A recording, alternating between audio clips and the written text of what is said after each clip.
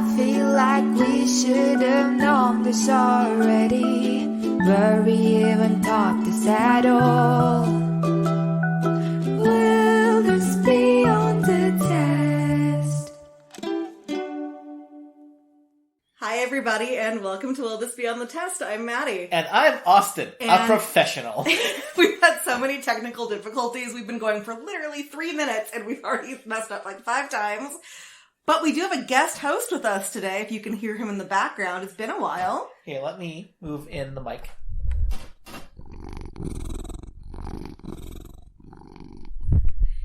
If you follow us on social media, you will have already seen that our guest today is Fezzik. Fezzik is here with us today because it is literally a heat index of 106 today, and we can't record in our normal podcast area because it is 1 billion degrees. So we are downstairs in our bedroom, and we didn't have the heart to move Fezzik off the bed. He's so comfy, and he's such a good boy. And he's such a good purr. So, consider this, part history podcast, part cat purring ASMR. Yeah, remember early on, we had a lot of him and Draco, and I'm sure we'll hear Draco coming in later being like, hey, through the door. So There's a door closed, and I will not allow that. Yeah. So today is June 13th. We're recording this at the 11th hour because my whole life is at the 11th hour right now. And I've been awake for... What time is it? It's 8 o'clock. I've been awake for 36 hours. Well, 35 hours. I slept for 1 hour at 8 o'clock to 9 o'clock this morning. And I'm feeling great, but I think Austin's afraid I'm going to die. No, I'm just afraid you're going to start hallucinating again and stab me. And then stab me again. That wasn't me. That was you. It was not me. Just because you were wearing a kind of warped William Shatner mask doesn't mean it wasn't you. I made a Halloween joke. Yes, I am aware of that. Remember that time I chased the guy down the street by walking like Michael Myers while he ran away? Yes. That's 100% true, you guys. I think I told the story before, but it is entirely possible to chase a criminal while walking at a Michael Myers pace. However, it will never be possible to catch Jamie Lee Curtis that way because she's a badass. Agreed. Alright, so... I don't think there's a whole lot new to say this week. We watched the Tonys last night. Tomorrow's Flag Day. I always forget that Flag Day exists. Flag Day is not an officially nationally recognized holiday. Oh. The federal government does not recognize it. Yeah. I know that because it briefly gets mentioned in my topic today. Ooh. Yeah, honestly, guys, I was, really excited about my topic at first, and then I got farther into it, and I'm like, It's one of those things where you're either really underdoing it or you're really overdoing it. And I am kind of going in the middle, and I don't know if it does it justice, but I think I'm hitting the major points at least. Okay. I think I go first. You do go first. Okay. Also, guys, I'm trying something new today. Usually I write this out as a narrative, and today I'm doing bullet points, which is what Austin usually does. So we'll see how I do. I mean, I used to do public speaking, and I use note cards, so we'll see. All right. So today I am talking about the Hearst family. Ooh, inventor of the hearse? Hearst. Oh. They've come up a few times for my episodes, such as the Stockholm Syndrome episode, the Newsies episode, the Sarah Jane Moore episode, which is just still, to this day, one of my favorites, is the Sarah Jane Moore. I was talking to my grandpa about her just yesterday. Really? Did he know who you were talking about? I actually don't think he did in that case. Okay. I can't remember what year that was, and I don't think he was in the country at the time. Oh, okay. Wait, when was Gerald Ford president? In the 70s? Yeah, I don't think he would have been in the country at that time. Okay. So they keep popping up every time I'm doing research at this point, and I figured, let's just talk about these people and get it out of the way. Did you find your Pliny the Elder? Well, I've got a few. P.T. Barnum shows up for me a lot, too. Okay. Meanwhile, Houdini shows up very infrequently, which is weird. He is the master escapist, though. Yeah, he's just escaping from your research. Mm-hmm. All right, so we're going to talk about the Hearsts as far back as it affects their empire. There are Hearsts before, obviously, that actually have kind of an interesting history, but there's not a lot on it. So we're going to start with George Hearst. Oh, there's Draco trying to get in. That's the bed moving, so you guys know what that noise is. Go away. Rude. George Hearst was born September 3rd, 1820, near Sullivan, Missouri. Ooh. And then he heard there's gold in them there hills. And he actually did his research to make sure they weren't lying before heading out to California for the gold rush. Which I respect as a researcher myself. You don't just be like, I'm gonna go out to California and look for the gold. He was like, I feel like this is a lie. It actually wasn't. But he actually ended up not doing well in gold anyway, and he ended up switching to other types of mining, like silver and quartz. He ended up with the largest private mining firm in the United States. Wow. Pretty quickly, too. And it was not gold-based during the gold rush. He handled everything else. I believe I read that he was, like, the first quartz miner, or the first major quartz miner, and he, like, found new ways for us to mine quartz more effectively. We got some smart people here. And then, he was a California State Assemblyman from 1865 to 1866. He had an unsuccessful run for governor of California. He helped develop the Anti-Monopoly Coalition. He does not mean the board game, he means the actual concept of monopolies. He doesn't feel as strongly about the board game as you do. It ruins friendships and tears apart families.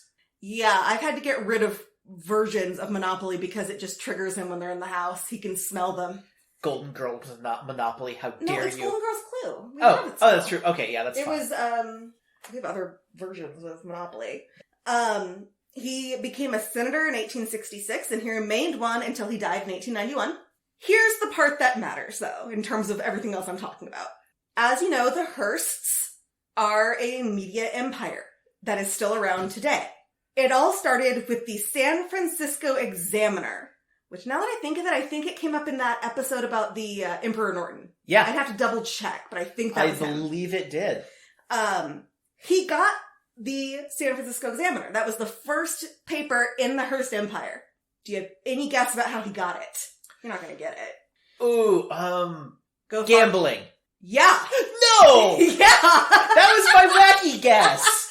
He got it it wasn't by gambling itself, it was to pay him back for a gambling debt. Oh. He got this newspaper that started an empire that is lasting through today because someone lost a bet. And then there was his son, William Randolph Hearst Sr. It's weird that you would name your kid Senior. Yeah. I think I'm funny. Alright, so here's where you would really start hearing these names in most of the things. But I want to make it clear that everything that comes from here on out is because of a gambling debt. I just think it is very important that we are all on the same page, that this is what started all of this. So, William Randolph Hearst was born April 29th, 1863, the only child of George Hearst. He ultimately went to Harvard College, where he was part of the Hasty Pudding Theatricals, which is still around, and the Lampoon, before being expelled. Oh. And when he left, he was like, I guess I gotta do something. So he took over management of the San Francisco Examiner, as one does. Yes. And he hired several writers to work for him, because, it's a newspaper. They included such names as Mark Twain and Jack London. Oh, just little unknown people. Mm-hmm. And he wanted to run a nationwide multi-paper news monopoly. Well, I shouldn't say monopoly because his dad was against that, but that's what he wanted. That's how he was rebelling. Like, screw you, Dad, I'm going to start a monopoly. Honestly, that kind of continues with his kid. No! Screw you, Dad, I'm going to do things the opposite way. I'm trying to be funny and I'm undercutting you. No, I actually kind of love it. So he was like, he could see the way of running this multi-paper setup across the country, which we see today with our media corporations that run news stations all over the country and things like that. Viacom. Are they still around? Yeah. Huh. I figured you'd be like, Disney. So, I love Disney. So he got the New York Morning Journal. So he had the San Francisco Examiner, and now he has the New York Morning Journal. This led to a circulation battle with Joseph Pulitzer. And he was like, you know what, Pulitzer? I'm gonna steal some of your staff. So he did. And the reason he was able to get Pulitzer's staff so easily is that he paid really well, and he did not care what your socioeconomic background was. He treated you with respect. Note, I specifically said socioeconomic. Oh. And he was the first newspaper runner to try to be on top of the news as it happened. Like, he sent reporters out to go find things as they were occurring and get the news out immediately. He was basically running the first ever 24-hour news cycle. But he was also running the first ever yellow journalism, which is fake news and clickbait. So when people tell you that that is new or exclusive to Russia, oh no, we largely invented it. Thanks, William Randolph Hearst Sr. Well, Pulitzer was like, well, shit. So he started doing it too. And this all worked. They started building competing empires. And it's because people like sensationalism. Like, how many times have you clicked on something and gone, I know I shouldn't click on this, but that headline is fucking getting me? It's like, Miley Cyrus feud, yes. And then it ends up being an article about something completely unrelated, or it ends up being completely not true because Miley Cyrus has no feud with this person. Yeah. Like the made-up feud between Brandy and Maya back in the 90s. Well, that boy was mine. I know. Did you ever write them a letter about that? No. Well, then how are they supposed to know the boy was yours? My lawyer was supposed to get in contact with them. It's complicated. 12-year-old you had a lawyer to talk to Brandy and Maya about the boy being yours? Yeah, I'm in huge amounts of credit card debt. I was wondering where my paychecks were going. It's to Brandy and Maya. Please, you're just paying Brandy because of her role in the Cinderella movie. You're just so happy that it exists that you just send her checks. No. That's Jason Alexander. It's true. You loved him in that. It's so good. So Hearst started doing so well in his competition against the New York World, which was Pulitzer's, that Pulitzer had to halve the price so that he could make any kind of profit. Because he was charging 2 pennies. Oh. And he had to go down to charging 1 because Hearst was doing so well that he had to, lower costs to keep up. And this actually turned into, remember when I did that episode about the American Shakespeare actor and the British Shakespeare actor causing that New York riot? Yeah. It was like that. Ooh. They had their followers and they were like devout, but there was never a massive riot that broke out. Other than on Newsies, obviously. Well, that was, yeah. Oh. And you're gonna hear bed noises because, guys, I can't stand still. Just like in Footloose. Yeah. Or in Newsies. No, it's a line from Footloose. Oh. I think it's Footloose. The musical. I don't know if it's in the movie. That is Kevin Bacon in the movie. Yeah. And we've gotten Kevin Bacon. It only took us 150 episodes. We have to. No, we've talked about Friday the 13th. He's come up before. Oh, we have. Okay, good. I was worried we'd never mention Kevin Bacon. Well, you can only be 6 degrees away from him at any given time, so... He's right behind you. Always. You look behind you, somebody's eyes are watching, somebody's eyes are seeing you come and go, and those eyes belong to the Kevin police. Bacon. Oh. I'm sure Kevin Bacon has also played a cop at some point. Yes, I'm sure he has. See, I'm making all these references to songs from Footloose, and since Austin wasn't in the pit orchestra for that, he doesn't remember any of them. Apparently there's no violist in Footloose. How dare they? I feel like we could have made it work. There's a bass player. That was it. The Footloose was the last full-length play I was in, guys. And, okay, here's the real facts. We were standing on stage, and we're supposed to be pretending to talk, right? We're all standing and we're actually talking, because nobody can fucking hear you on that stage. And we are all standing in our little circles, we're going, is this the worst show you've ever been involved with? Yes, the show is really bad. I'm actually kind of embarrassed by it. And this is after we've done these years of, like, Les Mis and Jekyll and Hyde. And there's nothing wrong with Footloose. I actually really like Footloose. Oh, here go the motorcycles. I really like Footloose. Our production... So, the Hearsts. The Hearsts. So this rivalry actually ended up increasing sales for both of them for a while. And then there was the Spanish-American War, which was often called the Journals' War, because Hearst's paper in particular wanted everyone to hate Spain. I mean, they take naps in the middle of the day, and tapas? That's just fancy snacking. Did you just insult tapas? Si. But they come with fruity wine. Sangria. Which you can't drink, so. Yeah. And also, we have a bunch of fancy cheeses and meats waiting for us after this, and they're not nearly as fancy as tapas. Are you just jealous? Maybe. Alright. So they used yellow journalism, which is what I talked about, the clickbait, the fake news, to sell papers against the Spanish. And Pulitzer, of course, is matching him step for step, but not always on the same side. He also included tons of misleading information about the Cuban Revolution that kind of, I guess, started the whole Spanish-American War. Because the Spanish were taking over Cuba, question mark? That's kind of what I got. Okay, the Spanish-American War is interesting, and, like, a lot of stuff happened. Basically, it's like the Cubans are being mistreated by Spain, and then it led to us going to war with Spain and mistreating the Filipinos. And yeah, you want to know why any of that happened? Why? William Randolph Hearst. Hearst.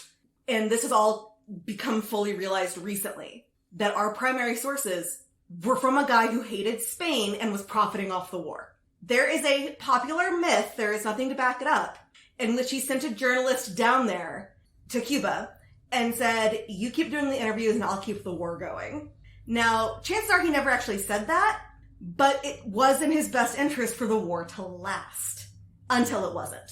And he and Pulitzer both ultimately ended up losing so much money that they had to stop their rivalry. Wow. And kind of start working together to rebuild the newspaper industry as a whole.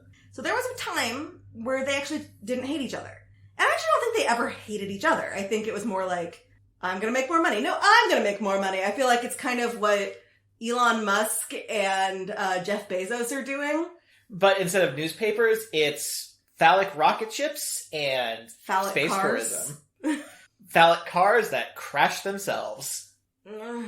It's like this new space race, but nobody wins. Yeah. Wait, no, Russia still wins. Yeah. Russia is still winning in all of this. So it is super important to know what yellow journalism is, because we would typically consider his newspapers to be primary sources when we were researching the Spanish-American War. And also, I'm not talking a whole lot about the Spanish-American War because it never once came up in my history education, and I can't talk about it intelligently. But apparently no one can, because we got all our information from Hearst's newspapers, which have since been proven to be full of lies. So nobody knows what actually happened. Except for in, like, the super secret government vault somewhere, I'm sure. Sorry guys. This bullet point thing, I don't know if it's working out for me.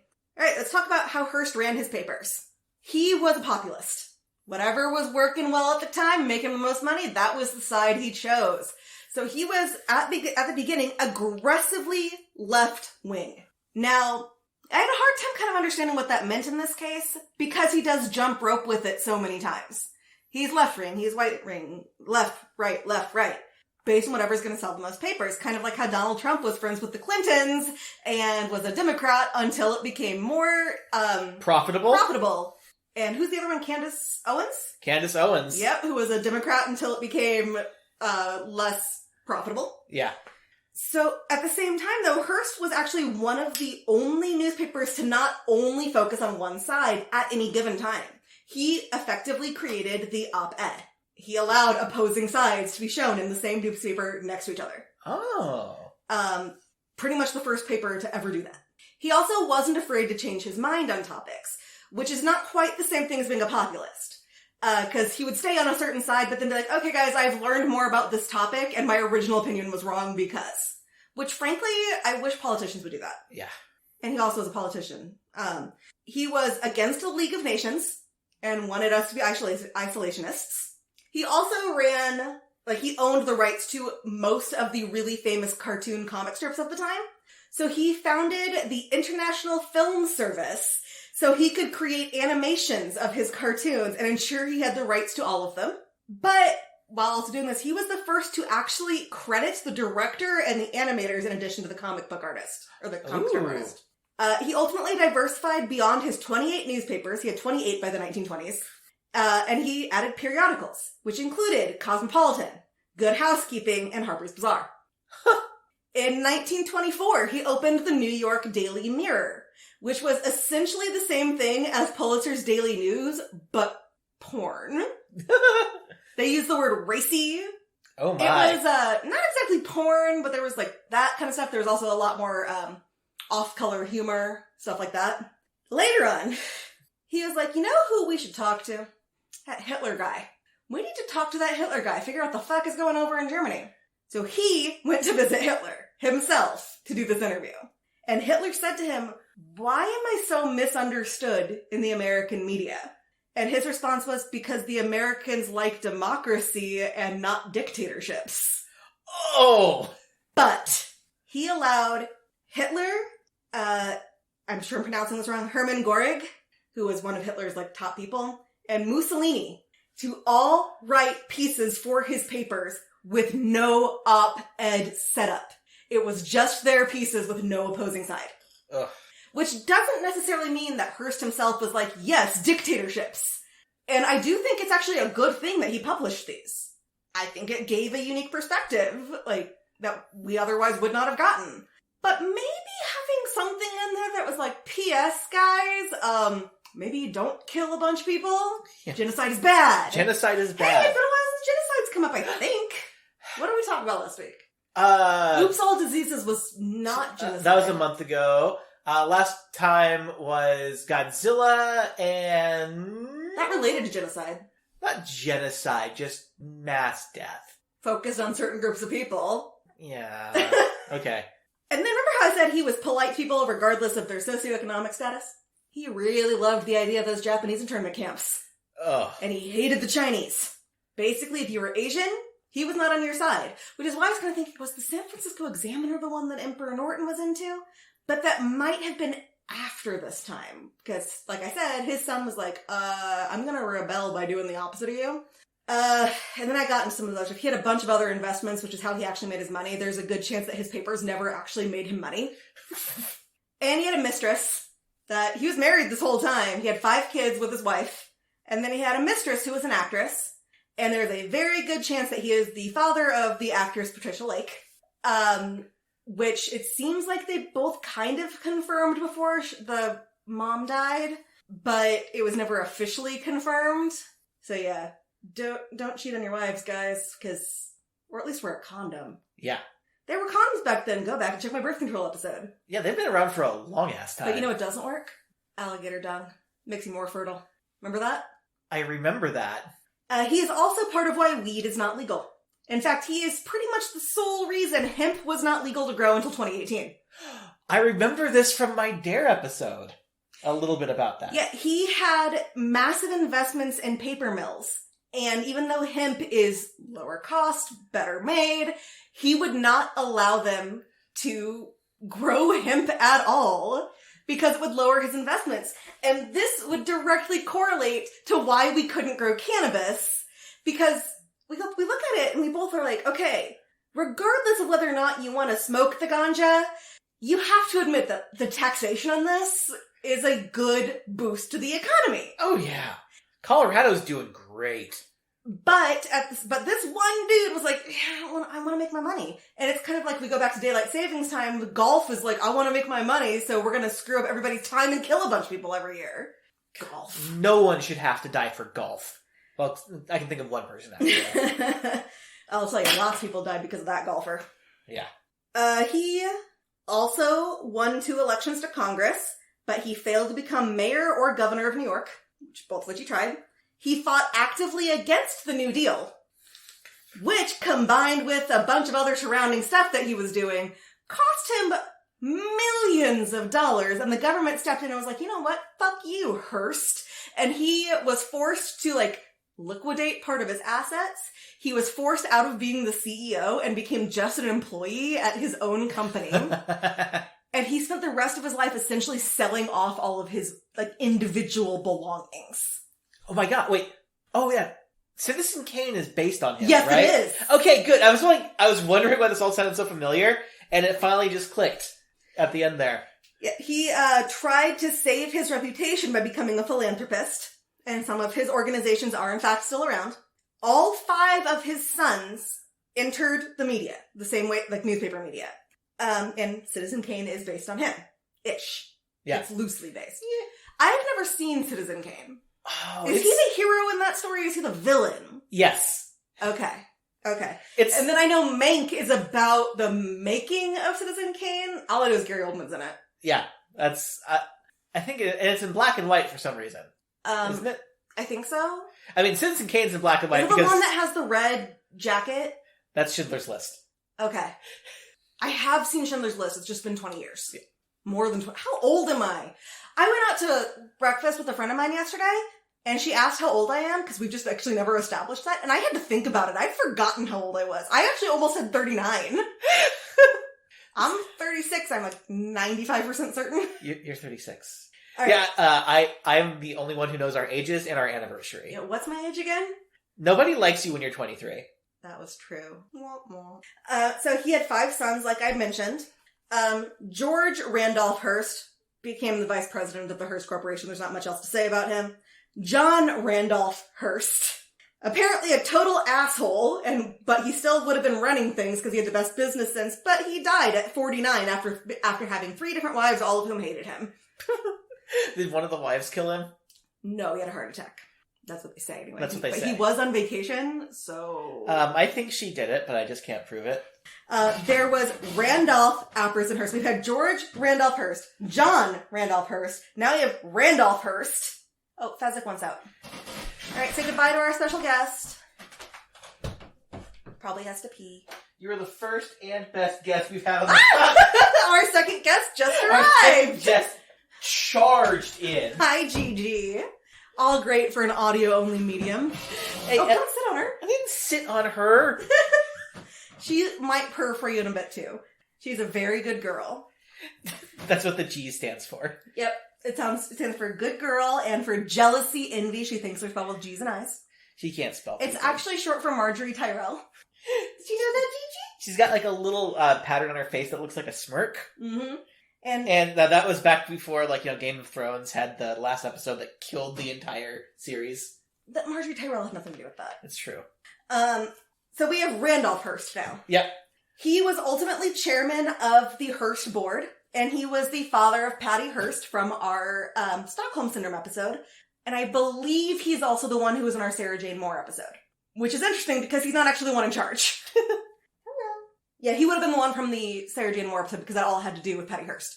Guys, we've been doing this for almost 3 years now. Yeah. Wait, 19, 20, yeah, almost 3 years.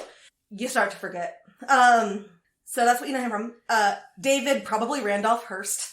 It didn't have a middle name for him. He was Randolph's twin. There's literally nothing to say because he died. He didn't die that young, but he died, and I guess he didn't ever get far enough up. But of course we have William Randolph Hearst Jr., who ironically won a Pulitzer Prize for his interview of Nikita Khrushchev. He was integral in repairing the business. Basically, he looked at everything his dad did and said, well, that sucked, and fixed it. And he was a member of the Sons of the American Revolution, which is one of the super patriotic groups to the point of excess, but not like the Proud Boys. We're recording this again right after the Proud Boys tried to storm a Pride festival. 30 of them in the back of a U-Haul. Being forced then to kneel on the ground in front of the cops with their hands, handcuffed behind their backs. They ripped their masks off in front of the press like Scooby-Doo villains. And I'm like, you guys are getting just a taste of what you want for people of color. Just a taste. It was funny. They deserved more than that, honestly. Yeah. And then we're also recording this right after that group of Proud Boys stormed the fucking drag queen story time. Yeah. Come on, people. But the Sons of the American Revolution is part of why Flag Day is around. That's the tie-in right there. They're just very into let's celebrate these holidays, let's celebrate these holidays, let's celebrate these holidays. Now, William Randolph Hearst III is the one currently in charge. That's the thing with the Hearst Corporation, is it is very, what's the word I'm looking for? It's not incestuous, nepotistic. Okay. It is intended, and it is actually in writing, to be handed down to the oldest son, and to the oldest son of the oldest son. I don't know if that's the plan that William Randolph Hearst III has, but he is still running things. And it was split up again between these guys' kids, the ones who wanted in anyway, which was not everybody, as you might imagine, because people have different interests and different lives, but they're still all exorbitantly wealthy. So that is the history of the Hearst Corporation, Hearst Organization, Hearst Monopoly, whatever you want to call it, which is still very much around, very much in power. Wow, it's I always think of them in the past tense. It's golden age, It's amazing of how many things we think of as in the past tense, which are still very, spiritualism. Yeah. I listen to a ton of other podcasts where, back in the days of spiritualism, I'm like, so now? They're still around. They're still very much around. It's still a very valid religion that has actually never tried to turn into a cult or murder anyone. Yeah. I mean, everybody does eventually. They're one of the few, though, that I can really think of that hasn't tried to start a war or anything like that. Because God, remember back in school learning about the days when the KKK existed? Past Yes. tense. Yes. I remember learning as an adult, not an adult, but close to, that they were still around. I'm like, it just blew my fucking mind. I remember, very clearly in the 7th grade, our civics teacher said, pointed out this, it's like, okay, this book is referring to them in the past tense. They are still around, and then she, brought in the TV on this cart and showed us a tape thing from 60 Minutes from, the year before. It's like, they still exist, they're around, here's one of their rallies. Yeah, so if you're a parent listening to this, remember that what's in the textbooks may not always be accurate by no fault of the teachers. They're not the ones who wrote it. Yeah. So make sure your kids have that well-rounded education, fill in the gaps where you need to. And also because the teachers, it's been a while since I've talked about teachers in this way anyway. They could get in trouble for teaching things that are not expressly in the curriculum, as we've seen. And that could include things like mentioning the fact that the KKK still exists or saying gay in Florida. So be cool, fill in the gaps for them because they're doing their best. It's not their fault most of the time. Some of them suck. Some of the time. And I'm a little worried about Ohio saying, let's let these teachers carry guns, because I definitely had a few teachers who would have shot me. Oh, I've been thinking back to, a bunch of, band directors who God, right? would absolutely have shot a flautist. And also, this is an important factor to keep in mind with this. These are going to be considered government-sanctioned school supplies, right? So they'll be given these guns. They won't have to go out and purchase them. Teachers don't have guns a lot of times because they can't afford them. Yeah, guns are expensive. So now we're going to have all these teachers with access to guns. And you guys, you know how much I love teachers. And my concern is not so much that they're going to shoot kids, it's that they're going to shoot themselves. The depression rate among teachers is incredibly high, and they lie about it because they could lose their jobs. Getting inpatient treatment is pretty much a guarantee of losing your job in that field. Same thing with nursing, from what I understand. A healthcare industry. Yeah. And education, which focuses on mental health so much. You cannot have any kind of mental stress, let alone a mental disorder as a teacher. So teachers would kill themselves a lot more often with easier access to means. And I know of at least one teacher who did have access to means and locked themselves in a classroom to do it. And luckily another teacher managed to break in and talked them out of it. There have been cases of teachers doing this in front of students. It's a hard job. And I'm really worried about the suicide rate skyrocketing. Yeah. And I had this one teacher who would have put it in the hip holster and walked near kids she didn't like and tapped the hip holster. She never would have actually openly threatened me specifically, but she would have walked by and reminded me what she could do just by doing that. And so many teachers, consciously or otherwise, because they're people. Yeah, it's like, back after Columbine, we hired 10,000 new police officers, and not one school shooting has been stopped by police. Prevented, yeah. Well, no, the one in Olathe East. Not evidence that was actually going to be a school shooting. That is true, but and the vice principal's the one that tackled him. He had to tackle him because he started shooting the cop, who's the one who took him down. Yeah. That whole situation sucks. Yeah. No, again, as always, no winners. Guys, the world sucks. My world's on fire. How about yours? Mm-hmm. I forgot to write questions about the Hearsts. So, will the fact that all of them are named Randolph be on the test? No, because I'm pretty sure that's not true. Except for the girls, they're all named Randolph. Oh, I guess that is true. I thought you were trying to trick me. No, William Randolph Hearst, William Randolph Jr., Randolph III, Randolph, George Randolph, John Randolph, David Randolph, probably. Yeah, Randolphs all the way everywhere. Down. And will the fact that he allowed dictators to have their say in his newspapers without writing any rebuttals be on the test? No.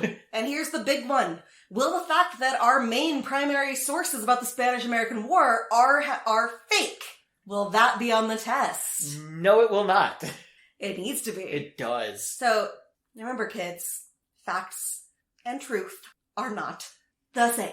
And facts and lies are not the same, but some lies look like facts. It is your job to do some balanced and fair research on any topic you might be wanting to talk about, just like I clearly did when talking about teachers and how I'm afraid of them being armed. The end! Oh, wow, that was a lot. We were wild. Okay, are you ready for my topic? I don't know what it is. Well, I want to talk, because things have kind of sucked globally for a while now. I want to for since 2016. Yeah. I want to talk about a major environmental victory. Our domination of the moon. You know, it's true. There is no global warming on the moon. They have zero problems with raised CO2 emissions.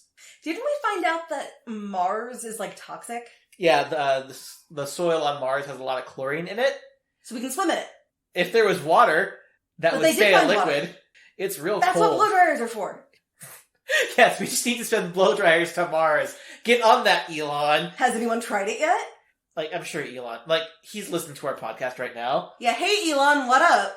Sponsored by Elon Musk in North Korea. Okay, hot take. I feel like being sponsored by Elon Musk is more problematic than being sponsored by North Korea. I don't know, because I'm kind of afraid of South Korea coming after us, because I love South Korea, and they are the future. It is literally and figuratively the future there. Is it literally the future? They're across the international date line. Going in that direction? Yeah. Okay. It's tomorrow. Okay, so I was going to talk, partly because things have been bad, and it's kind of good to remember that we can fix major, far-reaching problems and stand up to powerful corporations, lobbyists, and indifferent politicians. Unless they're members of the Hearst company. Yeah. And it's also a reminder that things can take some time to fix. It can be easy to not really grasp the things we learn about in a single lesson or even a single paragraph in school actually took years or decades to change. Not that you should stop demanding change because it takes a long time. You just need to not lose hope because of things taking time. Looking at you, educational system changing your setup every 2 years. Give it some time. Yeah. I'm going to talk about DDT, or dichloro diphenyl trichloroethane. That is the pesticide. Yeah, it is a pesticide. It's a pesticide that caused major environmental problems to and problems to human health that was once widely used, but was banned in the United States in 1972. Hey, farmer, put away the DDT now. Yeah. And you probably learned a little bit about this in school. I learned about it from Joni Mitchell. Yeah. It's like, I remember like a little, one of those, again, it was one of those aside things where it wasn't even a part of it. It's like, there's this little chapter about the environmentalists.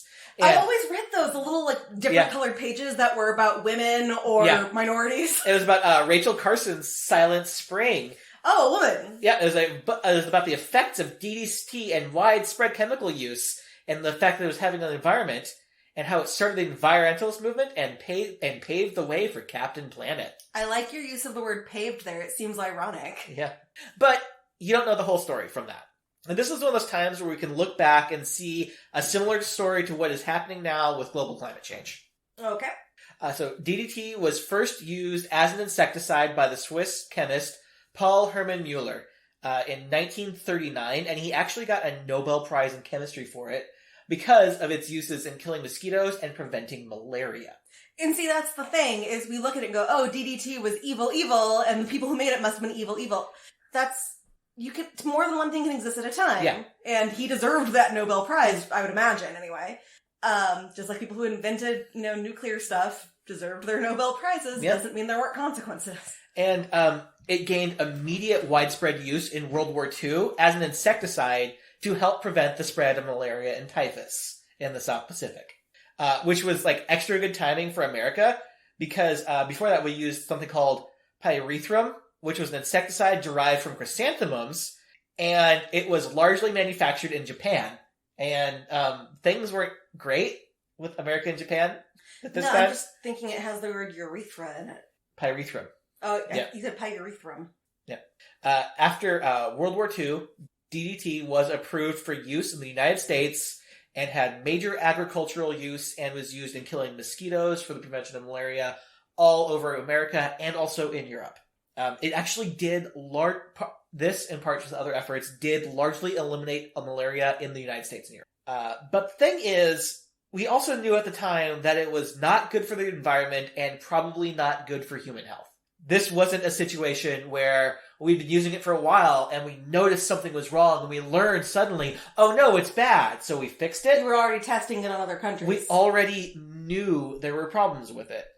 Scientists in the FDA were concerned that it would be a persistent toxin and accumulate in people's bodies because they knew enough about chemistry to say, hey, this is something it's going to do. This could be a big problem.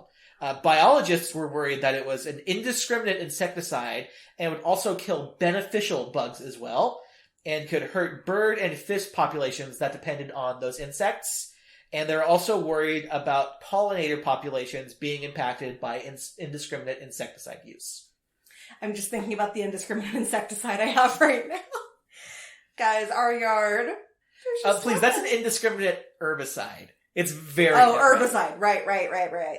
And, so we had our suspicions from the start, but proponents of DDT thought that any potential harm would be outweighed by eliminating malaria, which affects hundreds of thousands of people a year. Okay.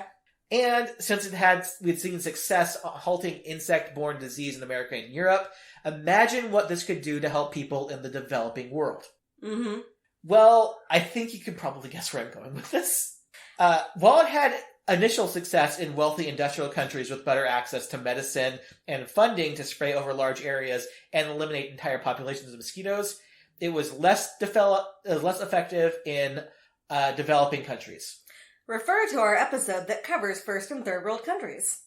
In some places, it actually made the problem worse as mosquitoes became resistant to the poison, and people developed less resistance to malaria, and there was less anti-malarial drugs because they're spending all of their money on the spraying that wasn't working. Kind of what's happening now with hand sanitizer. Yeah. Not all hand sanitizers, but...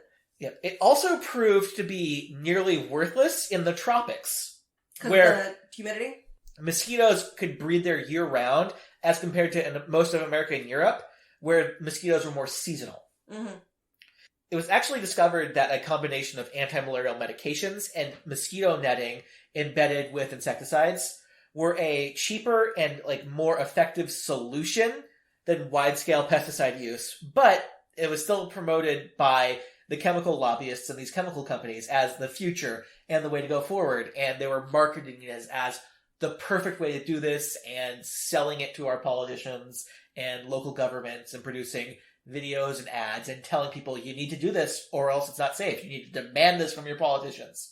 Yeah, don't trust anything that doesn't show both sides of an argument. Yeah. Except for us. Always listen to us.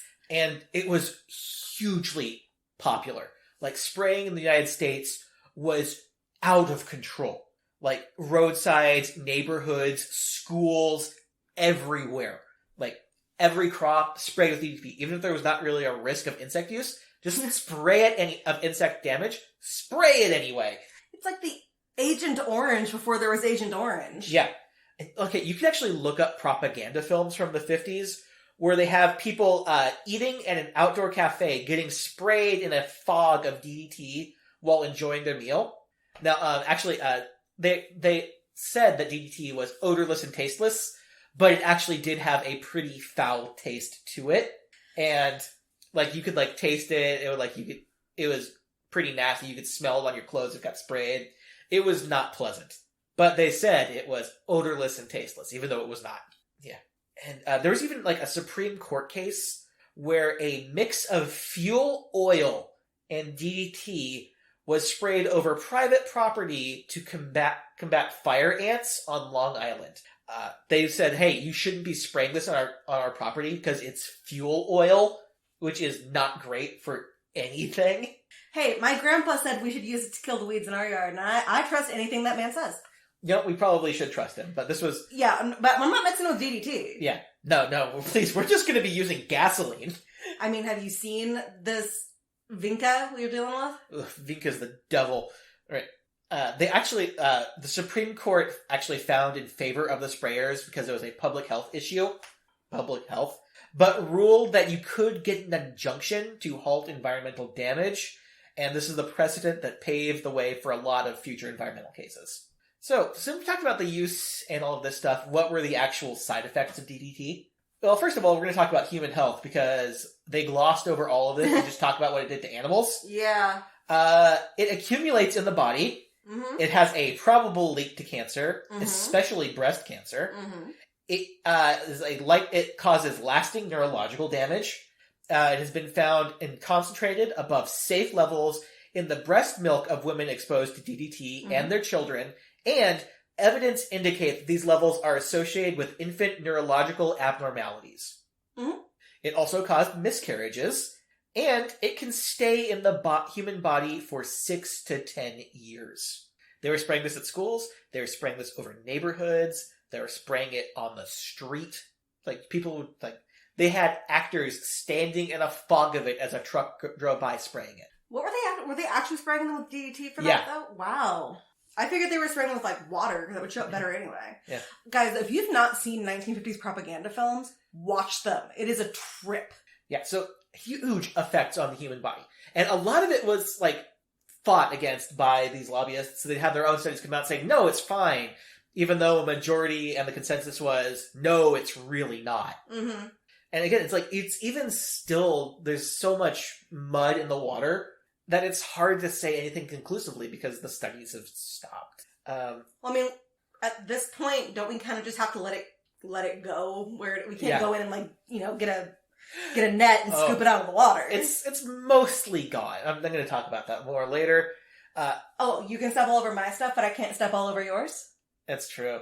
It's true, but I've got an entire segment on that. It's coming up after I finish talking about the environmental effects. He was so proud of, like, knowing stuff about mine, and I was, like, being all nice about it. Yeah, but DDT, it breaks down over time, so it's not... So does my spirit. Yeah, but, spoiler alert, it's still used. So am I. So, then, of course, we're going to talk about the environmental effects a little bit, too, because in addition to killing beneficial insects and impacting fish and bird populations, like the biologists said it would, it also impacted eggs of both birds and fish. Rainbow trout populations were impacted by DDT levels in eggs, and that was correlated directly to the mortality rate of those eggs. And it famously impacted birds and their eggs, which is probably what you heard most about it. I didn't hear anything about this in school. Oh, yeah. It especially... I learned about it from Joni Mitchell. Yeah. I was not kidding. Oh. It especially impacted the eggs of birds of prey, waterfowl, and songbirds. DDT caused thinner eggshells in several species of birds and drove them to near extinction. And accumulated more acutely in apex predators where it had the most effect. Because it accumulates over time, so, like... It accumulated in Regina George? Yes. The apex predator? The apex predator. Full of DDT. Like, toxic levels. That's why bugs died around her. Gretchen Wiener's got some of the runoff, too. That's why her hair is so big. It's so full of DDT. Yeah, most famously of these birds that it almost drove to extinction were the bald eagle and the California condor. At their lowest populations, bald eagles had less than 400 breeding pairs in the United States. You know that bald eagles tweet? They don't have an epic noise? Yeah, they use some species It's of a hawk. Yeah. And condors, those are really big, right? Huge. Okay. I don't know what sound they make. I don't either. I'm imagining it's something like... They've got like a wingspan about the size of our bed. See, this is why birds are terrifying! Yeah. Well, anyway, there were 400 breeding pairs left in the continental United States. Now there's about 500,000 breeding pairs. And they are of least concern on the endangered species list. Yeah, I was going to say, didn't we take them off the endangered species list? Yeah. Are they just threatened now or something? They're not even threatened. They are of least concern. We're not worried about bald eagles anymore, guys. I mean, I'm a little worried about them just because they've been acting weird lately. They're saying really strange things. I'm a little concerned about them. We might want to get their school counselors involved. Yeah, I had some cousins who lived in Kodiak, Alaska, and they described the bald eagles there as being like very large pigeons that would leave parts of dead fish on your car. I still very much think Ben Franklin was right, and the turkey should be our national bird. I would love it if the turkey was our national bird. I mean, it makes sense with our personalities, and also... They're delicious! It makes sense because, obviously, we would kill and eat our national bird ritualistically every year. Yeah. We aren't doing that with our national bird, and it just doesn't make sense as Americans. Yeah. And of course, compared to the bald eagle, the California condor was so much worse off. There were only dozens of them left. The surviving birds actually had to be captured and put into a captive breeding program. Wait, is this why you got onto this topic? Yes, this is. Are you going to cover that other topic? I've got half my research half done for that, so I'm going to do it eventually.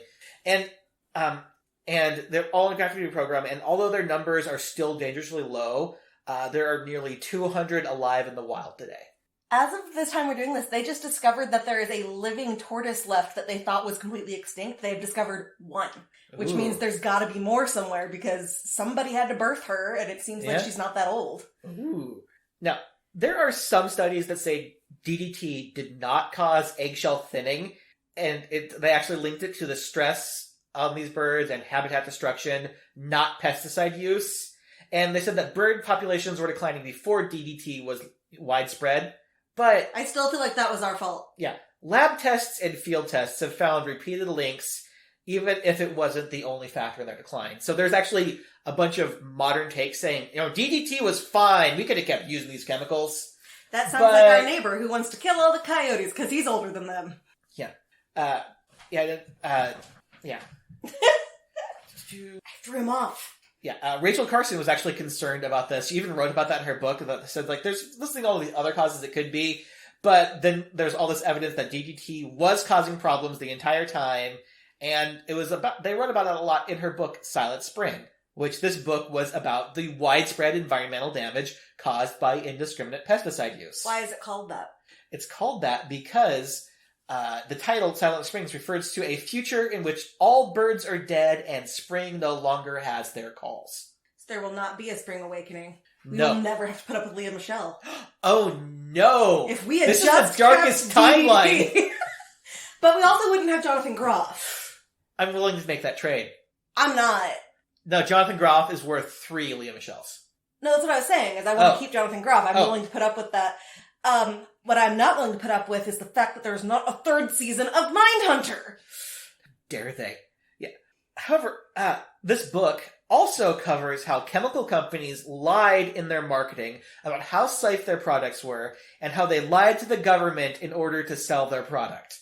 That was the other part of it. I only learned about the environmental damage, not the other factors that were leading to its widespread use.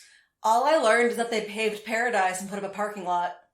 Silent Spring was a bestseller. It launched the American environmental movement, and to be something mainstream instead of just a fringe group. Silent Spring is also considered one of the most important and influential nonfiction works of the 20th century. Let me guess, A Brief History of Time is above it. I don't think so. I mean, everybody bought it, just nobody read it. Yeah. But it's not as influential as Silent Spring. It's of the 20th century? Yeah. Do they have a list of these books? There was, but I didn't read much of it. See, I love nonfiction, and I'm still fucked up by Nickel and Dimed. Yeah. I'm no longer fucked up by A Child Called It, which I'd imagine is also on that list, because more and more is coming out that raise some questions. I'm not saying he's lying because he is highly litigious. I'm saying that his siblings have a different memory of the situation. Yeah. So I have questions that need answered before I allow it to continue to affect my life. And after literally a decade of public pressure, DDT was banned for use in the United States in 1972, and it was never a problem again. It was banned for use in the United States. Yeah. So we were using it elsewhere, weren't we? Yeah.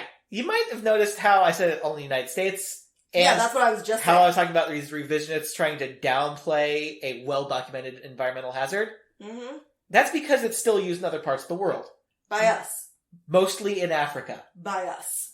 The WHO defends the use of DDT as a measure to prevent malaria. Do they have a specific set of guidelines? No.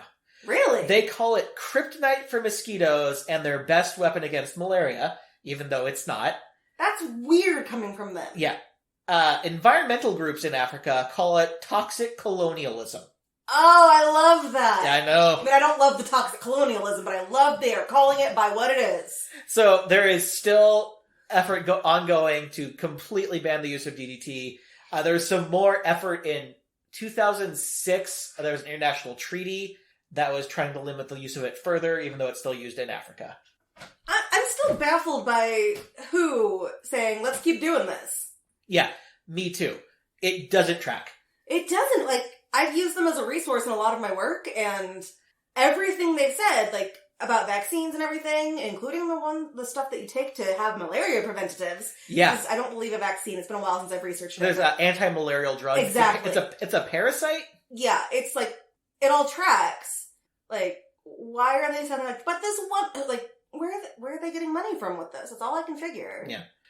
Come on, World Health Organization, get it together. I love you. So, are you ready for questions? Oh, are they about where that big yellow taxi is going?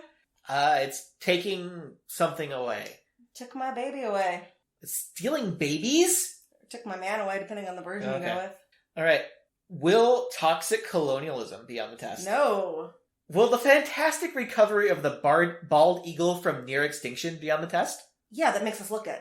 Will the fact that Silent Spring was not just about the effects of DDT, but how chemical companies use marketing to deceive us and sell a dangerous product be on the test? Depends on who your teacher is. Where's Rachel What's-Her-Face now? Rachel Carson? I think she's dead. Okay, Google. Is Rachel Carson dead? Rachel Carson died on April 14th, 1964, and the place of death is Silver Spring, Maryland. 1964? Yeah, she wrote this book in 62, died in 64. Oh, okay. Yeah. I got confused on the timeline. Yeah. See, it seems like something like that would only happen after they've already done something about it, because they wouldn't allow it to be published otherwise. Mm-hmm. So, yeah, that was my thing on DDT. So, we can win sometimes, and it's important to keep fighting, even if things seem hopeless and awful. Unless you're a teacher, in which case, do not take the gun. No. Granted, Leave the gun. Take the cannoli. take the cannoli. Take the cannoli, What if this Ohio. is a big test? Like, they're, like, seeing if the teacher will take the gun to see whether or not this is a teacher they can safely feel, like, should be around their children. This is Ohio, so I don't think they're gonna do that. It's like, Why, oh, do we ever talk about Ohio? I very rarely do, because it's one of the I states. Ohio is an I state that doesn't matter, as Mattie frequently refers to it. Okay, you have to understand, folks. My education was so split up, and there was no, like, natural progression when we were growing up. So I moved around, I learned the same things over and over. One of the things I never learned was the 50 states. So at the beginning of COVID, I washed my hands until I named all 50 states consistently. Now, I'm still not convinced Wisconsin exists, because that's the one I always leave off. But I was always leaving the I states off, and I considered Ohio one of them because of the hit I. Look at the feet. There's a cat sticking its feet under the door because they want to desperately be with us. It's Zombie. Oh, zoom. All right. Yeah, so I think we've hit upon everything other than where people can find us. Well, they can find us on Twitter at OnTheTestPod, on Facebook at Facebook.com/OnTheTestPod, on Instagram at OnTheTestPod, on TikTok at OnTheTestPod, and our website, OnTheTestPod.com. It's a work in progress. And guys, if you've been kind of paying attention to my ghost story on TikTok, I have gotten into the closet. The most recent thing I have is me figuring out how to get into the closet. I have gotten part way in now. So follow me on TikTok, on the Test Pod. You'll also get to learn about our haunted dolls. If you go back a bit, you'll see me get locked in the basement by ghosts. I actually do try to cover some podcast-related things from time to time, but mostly I just like playing around on there. This stuff didn't exist when I was appropriate aged for this, and I can use the guise of our so-called business that makes us negative dollars to do this. Hey, we have a number of followers that is more than 0. And only like 3 of them are us. Yeah, I forgot about that. I think we're amusing. Yeah, we find ourselves funny to the point where we've been like, should we just carry a microphone around and like record ourselves? That seems like something a Kardashian would do. A Kardashian would also date Pete Davidson though, and I would do that, so I fail to see how this is a problem. I guess on that note... Where are you, Pete? Where are you? We love you, Pete. Class dismissed.